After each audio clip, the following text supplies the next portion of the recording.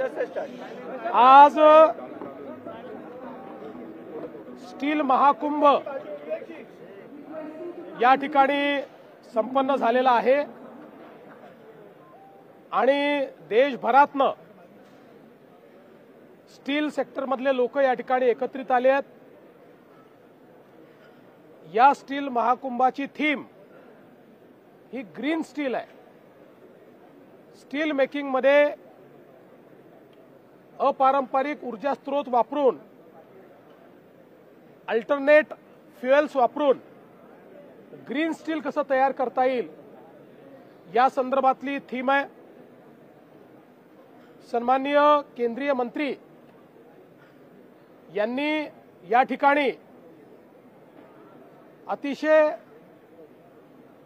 चांगल्या पद्धतीची योजना मांडलेली आहे आणि प्रल्हादजींनी सांगितलं की केंद्र सरकारने 5,000 कोटी रुपयाचा फंड हा ग्रीन स्टील मॅन्युफॅक्चरिंग करता ठेवलेला आहे।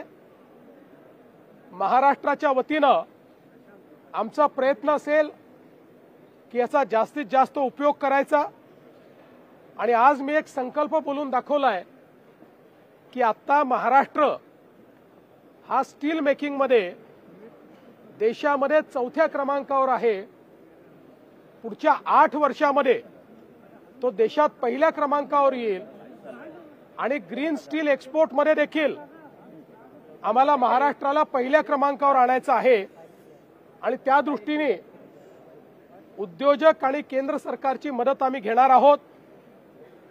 आणि विशेषतः आज या गोष्टीचा मला आनंद आहे की स्टीलच्या क्षेत्रामध्ये आजही आम्ही 80,000 कोटी रुपयाचे एमओयू केलेले आहेत।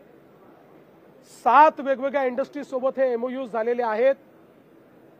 हे विदर्भ, मराठवाडा आणि कोकण या 3 भागांमध्ये हे एमओयू झालेले आहेत आणि यामुळे स्टील सेक्टरला महाराष्ट्रामध्ये एक नवीन उभारी येईल हा मला विश्वास आहे। सर, गडचिरोली सरकारने विशेष लक्ष दिलेलं आहे। भविष्यात गडचिरोली हे नवीन स्टील हब निश्चितपणे ज्या प्रकारची गडचिरोलीमध्ये इन्व्हेस्टमेंट येते, गडचिरोली हे एक नवीन स्टील हब म्हणून या ठिकाणी विकसित होत आहे आणि गडचिरोली सोबतच गडचिरोली असेल, चंद्रपूर असेल, वर्धा असेल, नागपूर असेल, भंडारा असेल असा जो लगतचा भाग आहे या भागामध्येही आज मोठ्या प्रमाणात ही इंडस्ट्री येते।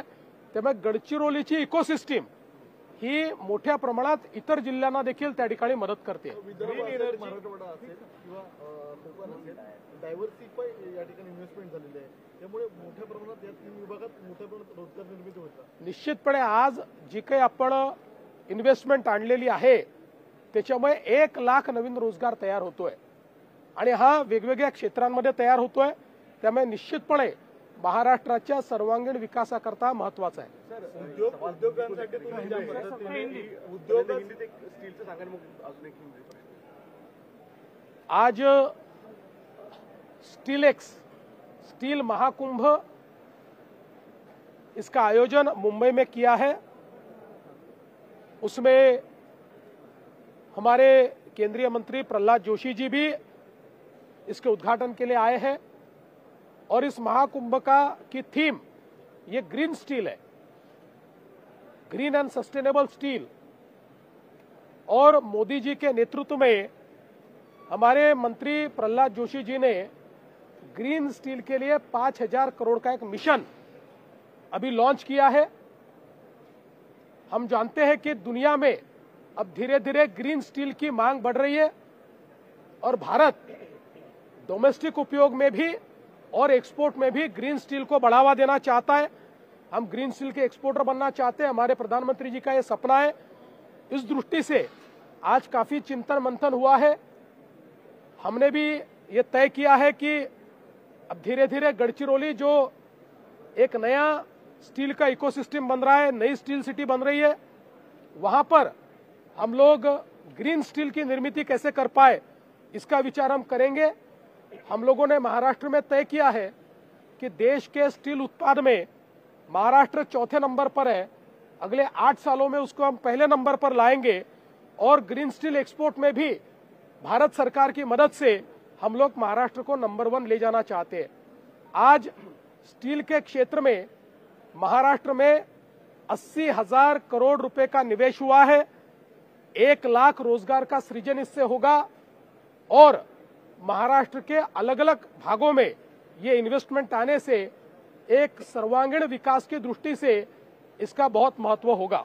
सर, विजेच्या बाबत देखील तुम्ही आज भाषणात महत्वपूर्ण उल्लेख केला। जे उद्योजक आहेत त्यांना आता दरवर्षी वीज दर देखील कमी 2005 पासून 2025 पर्यंत औद्योगिक विजेचे दर हे सरासरी 9% वाढले आहेत।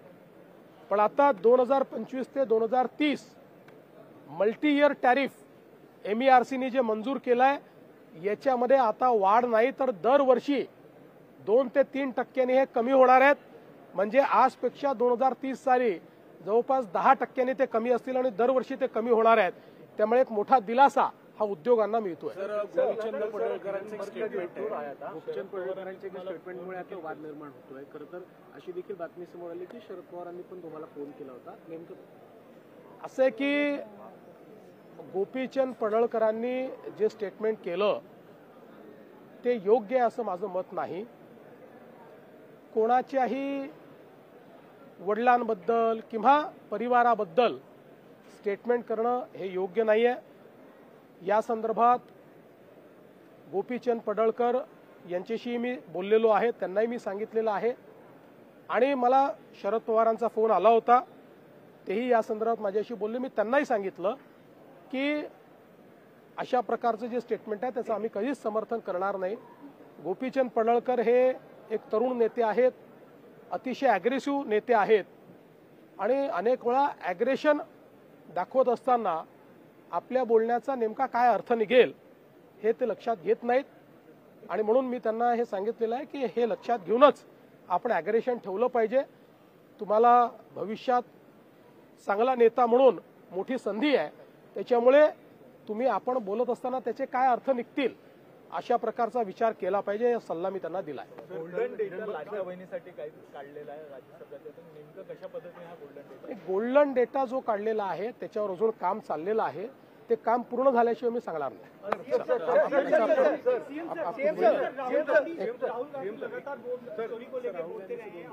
राहुल गांधी लोकतंत्र देखिए, मैंने पहले ये कहा है कि वोट चोरी का मामला नहीं है। राहुल गांधी जी का दिमाग चोरी हो गया है और जब दिमाग चोरी हो जाता है तो इसी प्रकार की बातें लोग कहते हैं। मैंने पहले भी कहा था कि इनको देश के संविधान के प्रति कोई आस्था नहीं है। देश के संविधान ने तैयार की हुई सारी व्यवस्थाओं को नकारते। अब तो उन्होंने अपने अर्बन माओइस्ट होने का सबूत ही दे दिया। अर्बन माओइस्टों वाली भाषा वो कर रहे हैं कि जेनजी ने आकर संवैधानिक सरकार को उलट देना चाहिए। इस प्रकार की बात जब कोई करता है तो इससे अलग बात अर्बन माओइस्ट क्या करते हैं, उनके सारे जो लोग एडवाइस देते हैं, सारे एडवाइजर उनके ये अर्बन माओइस्ट इस प्रकार की विचारधारा के हैं। लेकिन इस भारत की जेनजी जो है ये भारत के संविधान में विश्वास रखती है। इस भारत की जेनजी जो है ये एक प्रकार से स्टार्टअप की इकोसिस्टम को चलाने वाली जेनजी है, ये परिवर्तन करने वाली जेनजी है। ये जेनजी ऐसी है कि जिसको टेक्नोलॉजी पता है और टेक्नोलॉजी के डिसरप्शन से भारत को दुनिया का सिरमौर हम कैसा बना सकते हैं ये जानने वाली जेनजी ये है।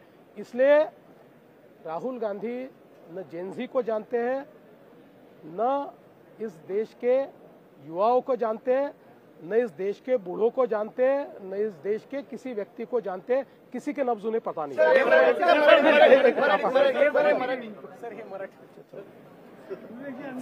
आज हमने इधर महाराष्ट्र के माननीय मुख्यमंत्री देवेंद्र फडणवीस जी के नेतृत्व में ग्रीन स्टील का स्टील एक्ट, इसमें ज्यादा से ज्यादा हमारा थ्रस्ट है ग्रीन स्टील का। ग्रीन स्टील का मतलब तो हमने भाषण में भी एक्सप्लेन किया है और अभी माननीय मुख्यमंत्री जी ने आपको बताया है। सारे दुनिया में आने वाले दिनों में हमारे जो भी मैन्युफैक्चरिंग होगा और एक्सपोर्ट होगा उसके लिए कार्बन टैक्स लगने वाला है। सिंपल टर्म्स में बताना है तो इसलिए प्रधानमंत्री जी कम से कम इस 11 साल में जो भी, एक तो मैन्युफैक्चरिंग कैपेसिटी बढ़ाना है, दूसरी बात हमारा ओवरऑल प्रोडक्शन कैपेसिटी बढ़ाना है। स्टील में 300 मिलियन मेट्रिक टन हमको स्टील बनाना है, तो उसमें ग्रीन स्टील भी बनाना है। तो इसलिए इधर ग्रीन स्टील महाकुंभ इधर आईफा ने आज रखा था। हमारे रिन्यूएबल एनर्जी में इसके लिए ग्रीन हाइड्रोजन जो मैन्युफैक्चर हमको करना है, वो कैसे भारत ग्रीन हाइड्रोजन हब बने, उसके साथ ही साथ इस ग्रीन हाइड्रोजन हब के साथ, इस ग्रीन हाइड्रोजन के प्रोडक्शन के साथ ग्रीन स्टील का हब भारत कैसे बने, जो 300 मिलियन मेट्रिक टन हमने जो लक्ष्य रखा है उसमें ज़्यादा से ज़्यादा ग्रीन स्टील बनाते हुए कैसे एक्सपोर्ट करें, इसका ये चिंतन मंथन आज हो रहा है। बहुत पॉलिसी डिसीजन भारत सरकार भी लिया है, महाराष्ट्र सरकार भी लिया है। इसलिए आने वाले दिनों में हमारा कम से कम 50 million metric ton, I am not telling today itself, in coming few years, इतना तो हमको एक्सपोर्ट करना है। उसके लिए ग्रीन स्टील जरूरत है, देश के लिए भी जरूरत है, एक्सपोर्ट के लिए जरूरत है। तो ये दृष्टि हम मध्य रखते हुए हमने आज इस बहुत बड़ा एक महाकुंभ को आयोजित किया है। मैं आईफा को भी, महाराष्ट्र सरकार को भी धन्यवाद देता हूं, और हमारा स्टील मंत्रालय ग्रीन स्टील के लिए 5,000 करोड़ रुपए का एक वायबिलिटी गैप फंडिंग का भी अनाउंस किया है। उसमें भी राज्य विशेषतः महाराष्ट्र राज्य उसमें आगे रहेंगे।